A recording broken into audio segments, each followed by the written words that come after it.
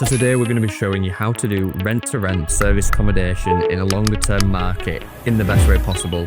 Beverly, one of my clients, is going to be showing us around some of her properties and look at the kind of spec that she's done them to. This kind of stuff is going to work perfect for the contractors and longer-term market. No, it's not gonna, it is working really well. And Beverly's going to break down some of the details about how her properties are working and how she's operating it and how she's getting them longer-term stay.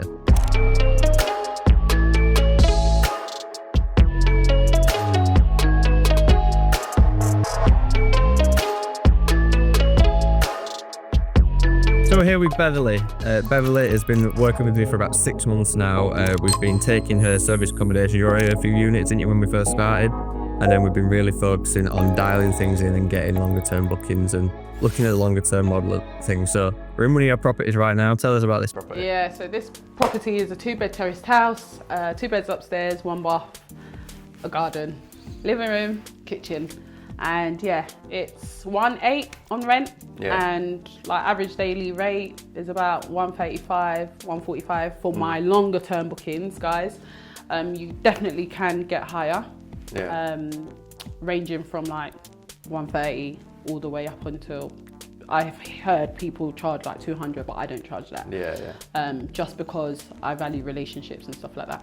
But yeah, so that's what the rates are. I mean, me and Alex, who's filming, have just come in and we're like, the way that you've staged it, the way it's bright, the way that the colours are popping, it's going to look really, really good for the photographs and the marketing side of things as well. Like, to see some of the walls upstairs and stuff. Yeah, something that you talk about as well, like colour and, you know, knowing who your target audience is, your avatar, and knowing how to market to them. So marketing to them means giving them a comfortable space, making sure that there's parking, like probably like TVs, coffee, work desk. Yeah, we were saying that. We're just saying inside, like coffee machine and stuff, and like you say, a designated working area. And obviously the garden that you've got here is like a really low maintenance garden as well, which I like. Kind of the idea that you haven't got loads of grass that needs doing. I'm sure obviously like you'll need a garden to touch it up every so often, but can't go out there right now. Generally, I don't want to go out there.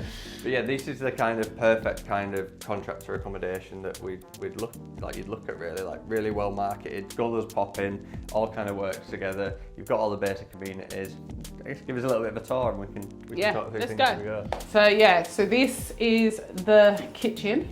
This is the kitchen. Like nice and clean and, you know, set out in a way that, you know, is really easily accessible. You got your toaster. You know, they really benefit from a coffee machine. Don't underestimate a coffee machine. And again, it's one of them things you use in your marketing. Again, like good clear pictures showing these kind of features off, things that people are gonna look at and see, especially like these little things for the longer term market. Especially if you don't want them to use your oven, you get them to use your air fryer. That's a good tip. Air fryers are a lot easier to clean than ovens, and a lot cheaper. A lot cheaper. Keep their shoes down here, and stuff like that. But yeah, I guess this storage space. Yeah, this is you've just got the storage space. Little storage space. Yeah, little bits there, and then coming into the bedrooms. I love this kind of washed wall feature that you've got. A built-in wardrobe is always nice as well. Easier and cheaper when you're setting properties up. So much easier. What do you find then with, because obviously you've got the zip and link beds here. Do you find that you mess around with the configuration that much, or? Not really, but ideally what I have in my head is that I'd rather have them separated. That way, when they come in, they can easily just put it together, rather than me putting it together and then they separate it, because then they start asking me questions like, oh, can I have this duvet? Can I have this set up? So it's just easier if it's set up singly. I know that it's not like that now, but the people who are coming in have asked for it, so it's not a problem. Yeah, well, I do think as well though that it's like contractors, they don't tend to want to share rooms. They do not. So it's like, even though you have the bed options and stuff, I would say that the bed options are probably more for shorter term stays than they are for longer term stays. Because if someone is, say, working here for a month, they don't want to be sleeping next to someone they're working with all day. I've tried that before, actually. Try to, you know, just market it to them to say that, oh, you can sleep 4 heads, but and then we've got this 1 bathroom. Ideally, I would want 2 bathrooms, but I mean, for this property, it's just 1, and I don't think it's a bad thing.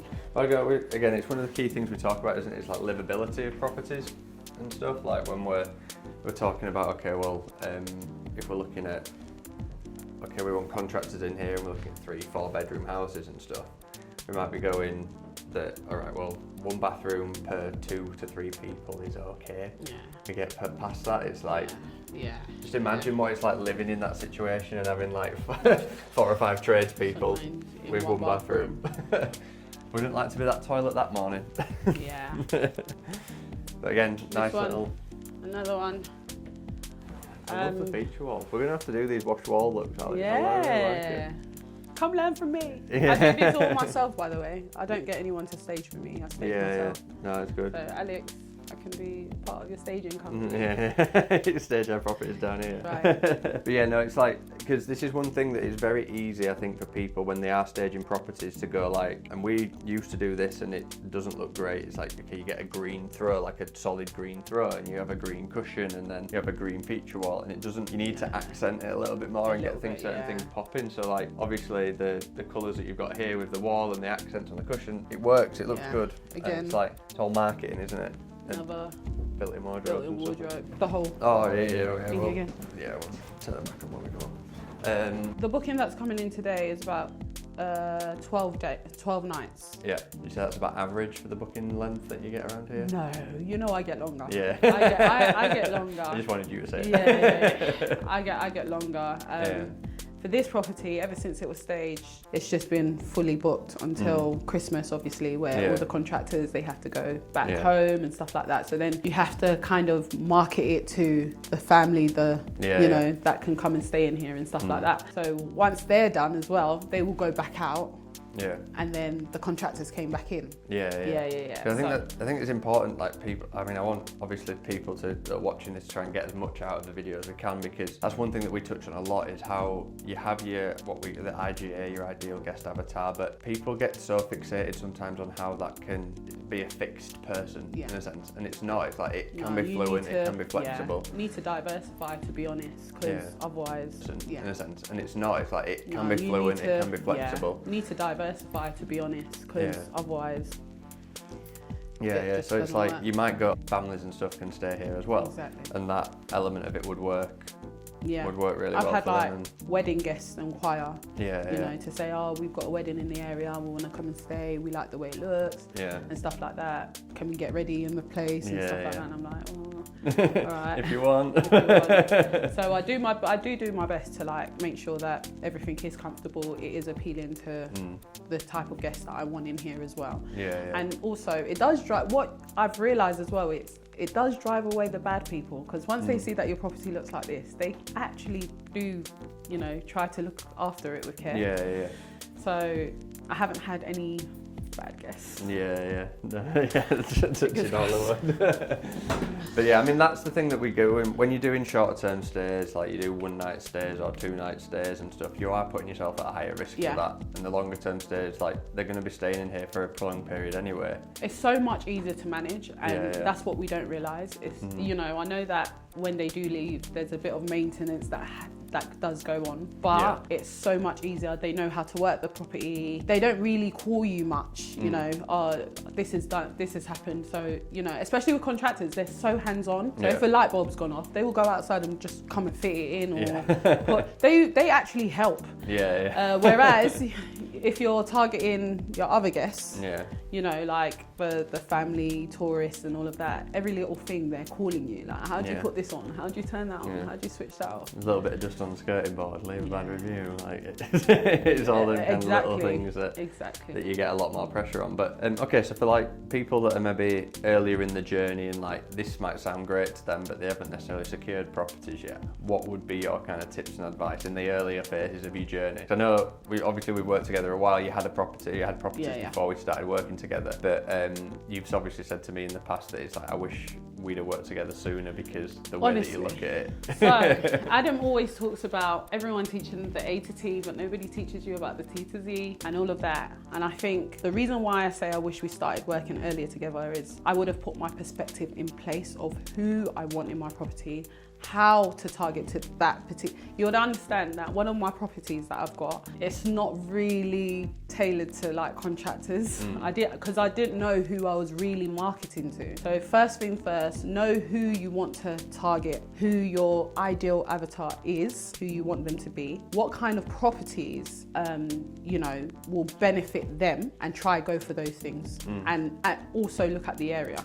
Yeah. Because if there's like high crime rates and all of that, you'll target into the wrong people. I mean, nobody wants to stay in that kind of area. It's because it's like, I mean, obviously contractors, you might get a lot of, don't want to stereotype, sorry any contractors out there, might be a little bit more rough and ready, but they're still going to have thousands of pounds of tools potentially in vans and stuff, and when they're staying in properties like this, they're going to, and service accommodation properties, the tools are going to most of the time have to be left in the van. So it's like, it's really, really getting into that headspace of being like, right, who is the guest that I want to serve, and what is their experience going to be, and what is their, like, the whole process of their job going to be, and staying in the property, and what's it going to like, what do they need, what kind of security as well. So for example, a lot of the questions that I get is it a safe area? Is there parking? Is it a safe parking space that I can leave my stuff? Because they tend to drive vans around with, like what you said, their tools and all of that. So if it's not safe and it's not a secured parking space, they don't actually want to stay.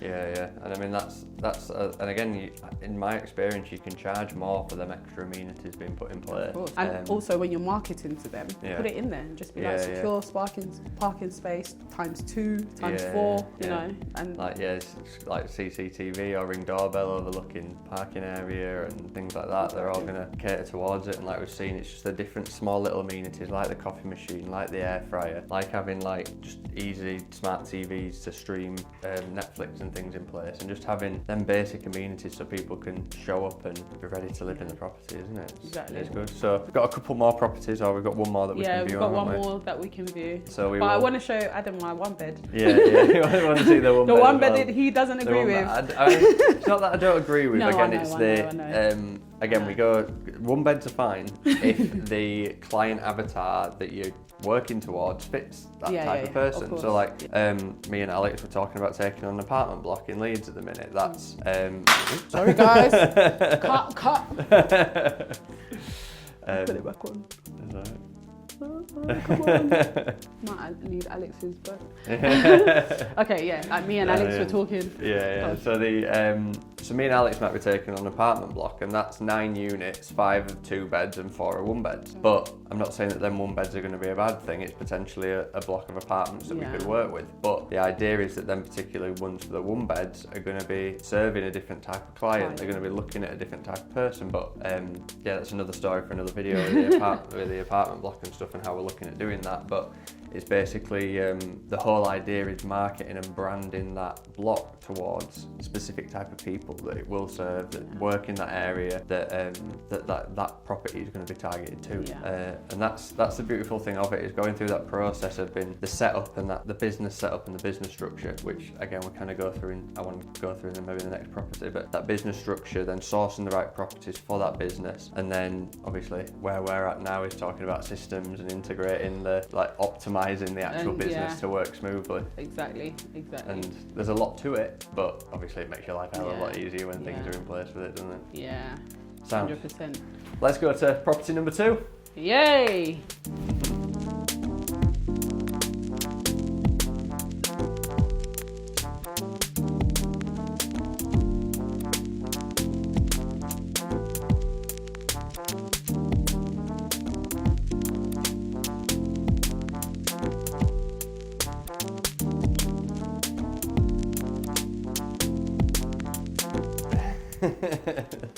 Sometimes we can't help what guests do come. So we're in your 1-bedroom apartment now. Obviously, like I say, a lot of the time, it's not like I said, it's not that I don't like 1-bedroom apartments. It's the fact that obviously that you need a particular type of client. You need them to be located well, and obviously this is right in the centre of Slough. You've got the shopping centre, which is really close by, and I've just walked through that on a random finding my parking spot. But you can see there's a lot of there's new shops going in all the time. There's fit outs happening and stuff. And I know you mentioned you're getting some contractors for that kind of stuff. What would be your ideal guest or your average guest that you get in this place? So maybe 2 people, like a couple. Yeah.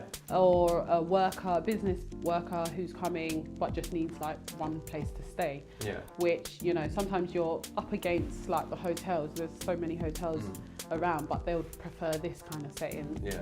And maybe like a contractor that's working on an electrical something. Yeah. And they just need to stay for like a week or 2 or whatever till they complete that. Is that your average booking length for this kind of property? I've had monthly bookings as well. Yeah. So monthly bookings, but average about 28 nights. Yeah.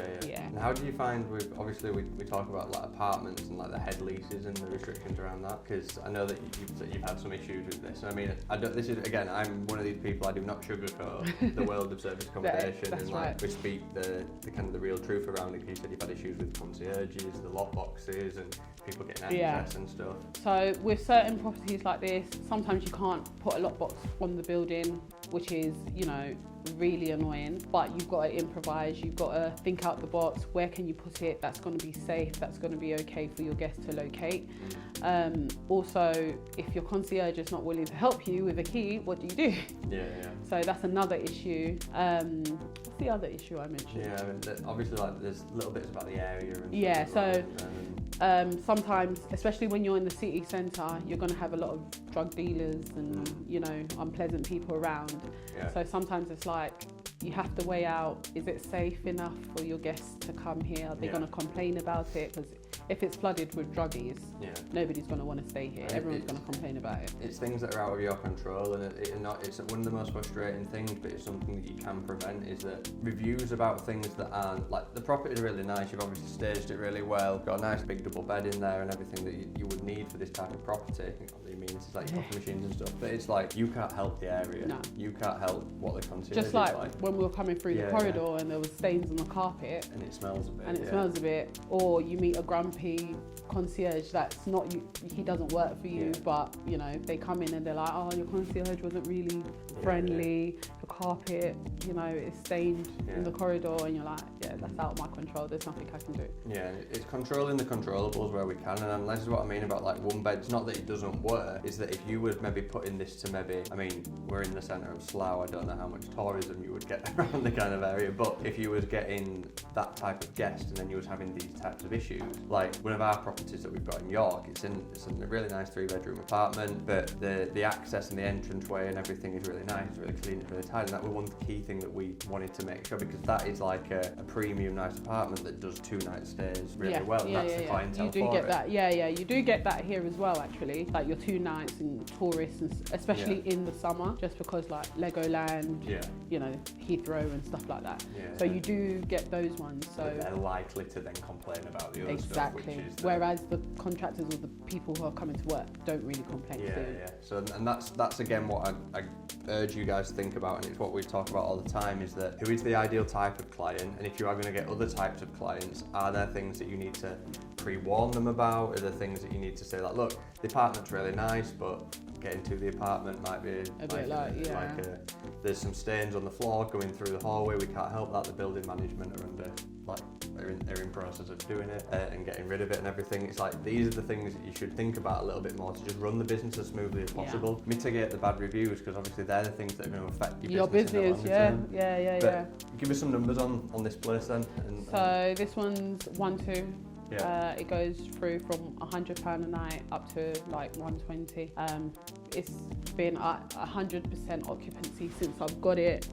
Well, during Christmas it was about 97, but it does really well. You mean your cleaners are due, like someone's just checked out? Someone's just checked out and we've just slipped in here. It's kind of a weird situation, because we've been trying to plan this video day for like months, and it's like properties are all full, no point getting them down right now. So today's the day. Had to wait for like the middle of like the lower season, January, February time to get a couple of hours. When's your next guest coming into this place then? Not till 3 days. 3 days time, so we've got a little bit of time. A little bit of change over time, and then how long are they in for then?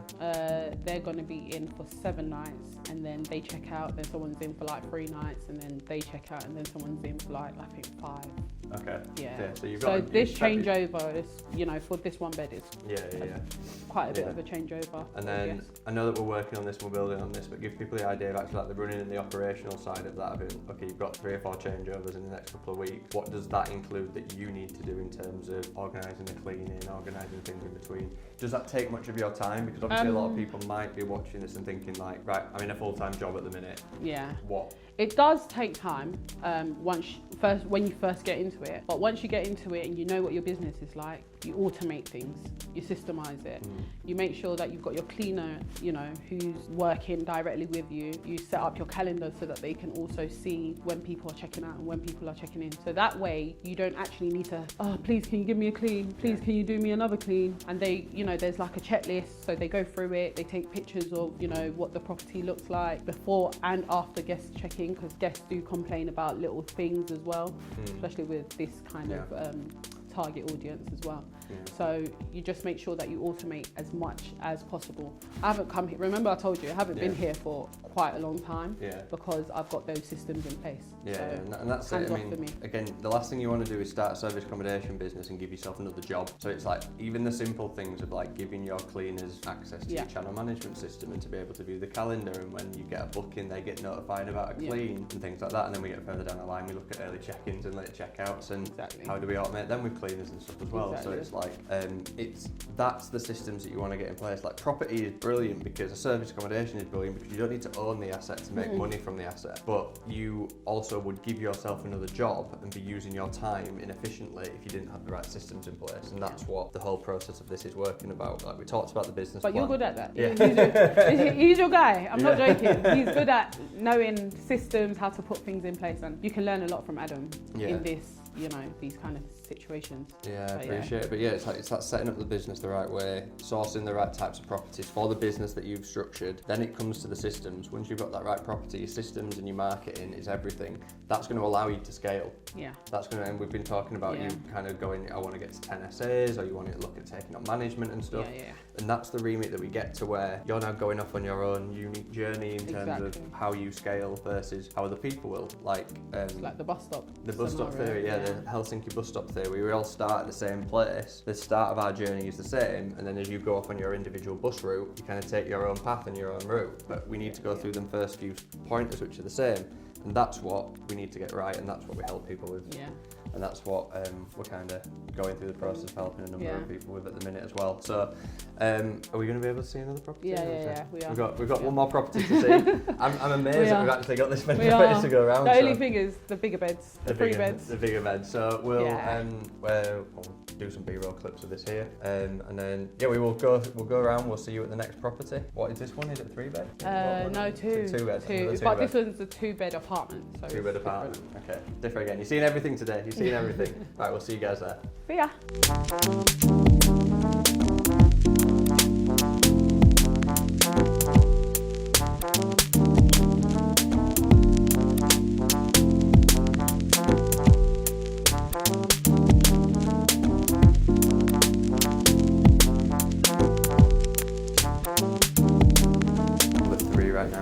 Cleaners are here, we've got Lynn and Beverly's just gone in to check on them. So this is real behind the scenes of what's going on with it all. Like changeover clean coming in. I think Beverly said that people checked out this morning. The cleaners are in, and I don't know when next person we're going in, but we'll go into it for a second. But this is a little bit of pulling back the curtain and looking behind the curtain to see what's going on happening in the actual business.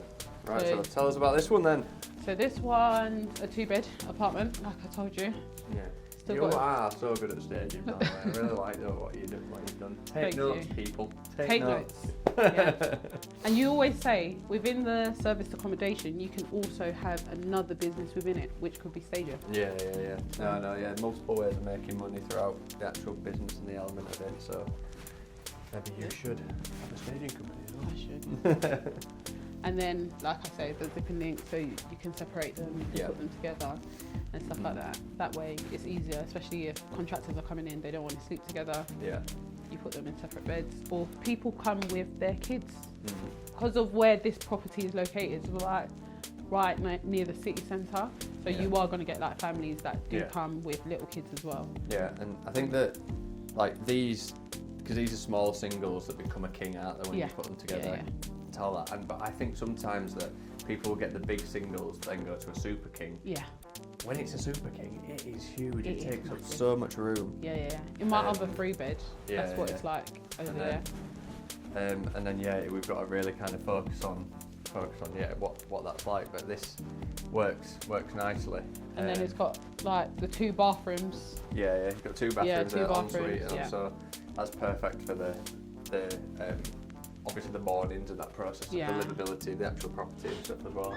Everyone's always rushing to work and stuff. Yeah. And I like the little extra bits that you put in there as well, like little like cotton buds and toothpicks and things like that. It's nice, like even like people actually notice them as well. Products and stuff as well, like stuff I've got them in the cupboard. Yeah, that we put them out there because again it's stuff. You know, it's home away from home. You need everything. Exactly. Especially on the family side of things as well. And when obviously people think contractors and people working with them might think primarily men. Not always the case, is it? But and then obviously like the staging that you've got here in the living room is really nice. And again, it's all about using them accents because like you've got the wooden colour and the gold, like they just kind of bounce off each other really well. And you've got the colours in the wallpaper, it just accents different colours together. So I mean, people use Pinterest and stuff, maybe get some ideas for staging, and you can kind of take things from there. But like I think another key thing is, would you live in it? Yeah, exactly. You have to think, would you live in it? How would, when people are coming in, what do you want them to say about your property? What are their expectations of your property? Because really and truly, a lot of people look at pictures and they come in and they're like, it doesn't look like what it is in the pictures. So how can you enhance what their experience will be from the pictures to reality? But talking about reality, we've been speaking about this property off camera, and as nice as it is and everything that's going, there's a lot of issues that you're having in it. And it's issues that come external to the property that they're out of your control. Yeah. At the same time, it's affecting your business, so it's decisions that you've got to make. So lock issues, like I said, the communal lock. We told the property managers, everyone in the building has complained about it, but nothing's been done about it. And I think people who live here are just like, let me just get on with it. Yes, you can press a trades button from 9 to 6, but I mean, if there are people coming after work or whatever, the inconvenience of not being able to open the door to get inside. I've lost a 2,000 grand booking because of that. So, it's thinking about, do I continue or do I quit? And I think this is the time where I'm like, you know what, it's time to call it quits. So the whole idea with people, like you said, like, look, when you're looking at staff, the whole saying around it is hire slow, fire fast, and it's looking at that kind of model with it. If it's not working, it's causing you issues, is there something that you can do about it? Exactly. If there is, if it's the property's not performing as well, but you're not doing the best in terms of marketing it and everything, then there might be ways that you can bring that back around. But if there's issues like you said, neighbours or the locks and things like that, it's a headache. And plus, I was abroad when this happened.